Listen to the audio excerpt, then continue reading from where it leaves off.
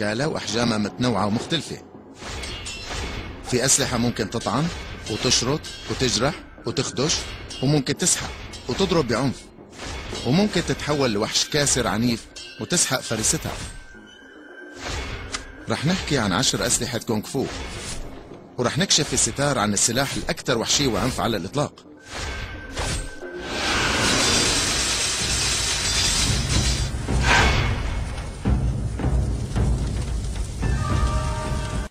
وهي سلاح صيني بيرجع تاريخه لزمن الولايات المتناحرة من 400 سنة قبل الميلاد. طناجر من فخار مليانة مي رح تظهر القوة المدمرة لمطرقة النيزك، اللي هي أقوى من أختها سهم الحبل.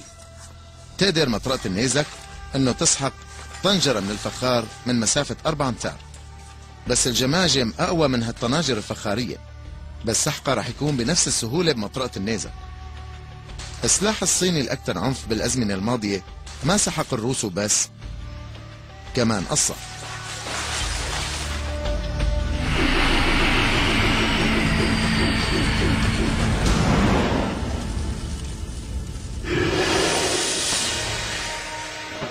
من الأسلحة الصينية الأكثر سرية على مر العصور هي سلاح التسلل المطلق. استخدموا اللي بينفذوا عمليات الاغتيال، كان له هدف واحد بس، هو قطع الروس، واسمه المقصلة الطائرة.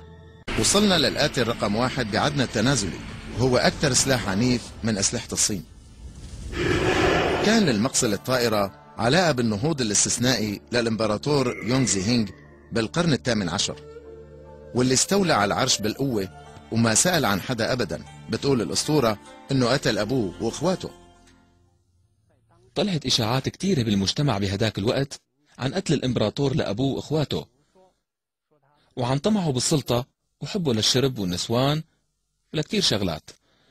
ولفترة طويلة من الزمن ضل الناس معتبرين إنه يونغ زي هينغ إمبراطور طاغية ومتوحش وعديم الإحساس والرحمة، وإنه شخص مجرد من الإنسانية.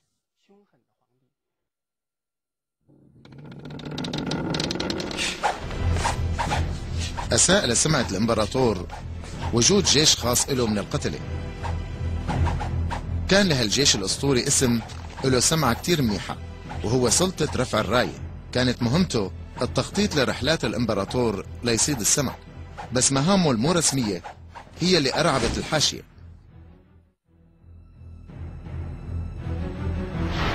انتشرت إشاعات عن استخدام المقصلة الطائرة وقت اللي توفى أخ من إخواته، لأنه وقت اللي لاقوا الجثة كانت بلا راس. افترضوا إنه قتلة الإمبراطور هن اللي نفذوا العملية، بس ما حدا عرف كيف. وقت كنت صغير سمعت عن المقصلة الطائرة من المجلات وروايات الفنون العسكرية، وكمان من الأفلام اللي عرضت التلفزيون واللي ظهرت فيها المقصلة الطائرة. ظهرت المقصلة بعدد كبير من أفلام الفنون العسكرية لأنها سلاح الخيال المطلق، بس يا ترى هالسلاح الأسطوري موجود فعلا؟ وهو مخرج فني ومتولع بالفرجة على الأفلام ومتحمس لمعرفة الجواب. والمشكلة إنه ما في حدا شاف مقصلة طائرة حقيقية، ومن شان هيك قرر وو تصميم وحدة بنفسه. وصل لنتيجة إنه المقصلة الطائرة لازم تشبه طاقية كبيرة تكفي لتغطي راس شخص بالكامل، وبوجود ميكانيكية معينة بقلب الطاقية بتشتغل النصول لتقطع راس الضحية. بعد الدمج بين كل الأساطير الشعبية وأوصاف المقصلة الطائرة وإضافة شوي من نسج خياله، وصل وو لرسم بياني بيظهر السلاح الغامض. لازم يكون التصميم كله بهالشكل، في غطا من فوق وكيس طري من تحت، وتحتهم منشوف ميكانيكية المقصلة. بتصميمه في 3 نصول متحركة، ولما بيسحب الحبل تتسكر النصول المحمولة على نوابض. تصميمه حلو، بس يا ترى رح ينفع؟ في طريقة واحدة لنعرف هالشي، رح ياخد وو رسومه لورشة العمل، وهيك رح يقدر الصناع تحويل تصميمه لواقع.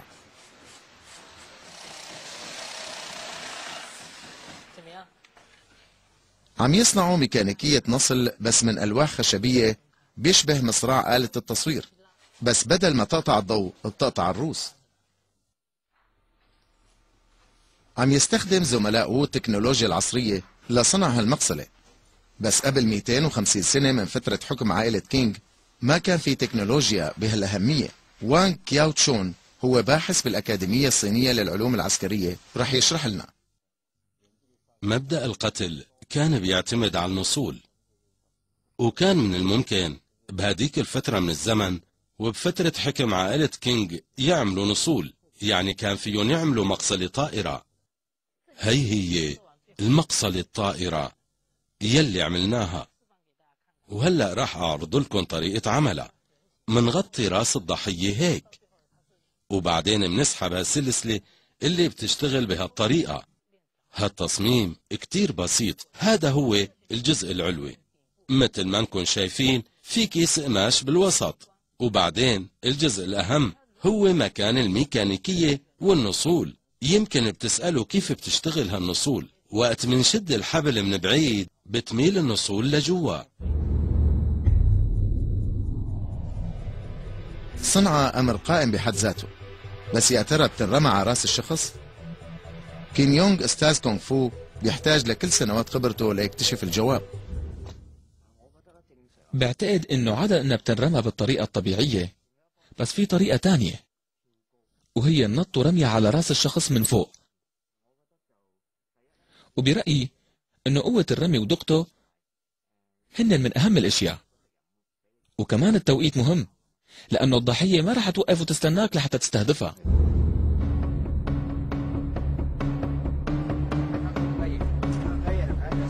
يا ترى وجود هالسلاح كان منيح؟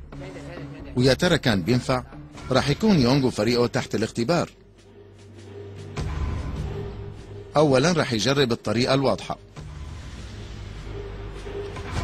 بما أنه وزن المقصلة الطائرة 1.5 كيلو، فإصابة الهدف بدقة ما رح تكون سهلة أبدا.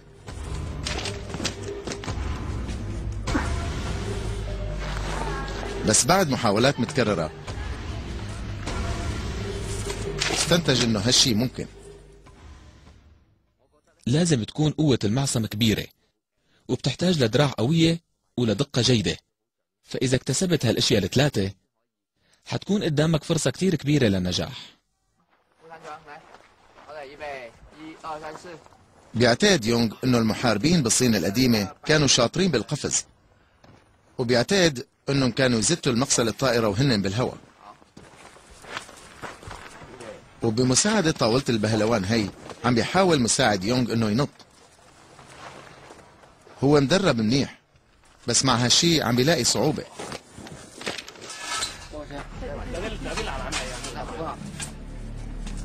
واحتاج ل5 محاولات لحتى نجح.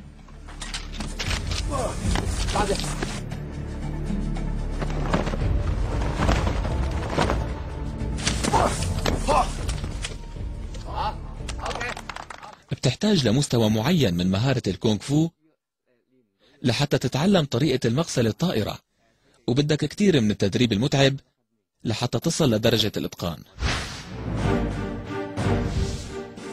كان عند الإمبراطور يونغ زينغ الدافع ليتمتع صناعه بالمعرفة، ليتمتع منفذي عمليات الاغتيال عنده بالمهارة.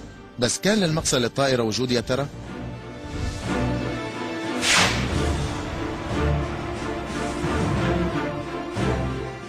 حقيقة أم خيال؟ ما حدا بيعرف الحقيقة، بس في شي واحد مأكد، إنه إذا كان الصناع الصينيين عملوا المقصلة الطائرة فحتكون هي سلاح كونغ فو القاتل المطلق.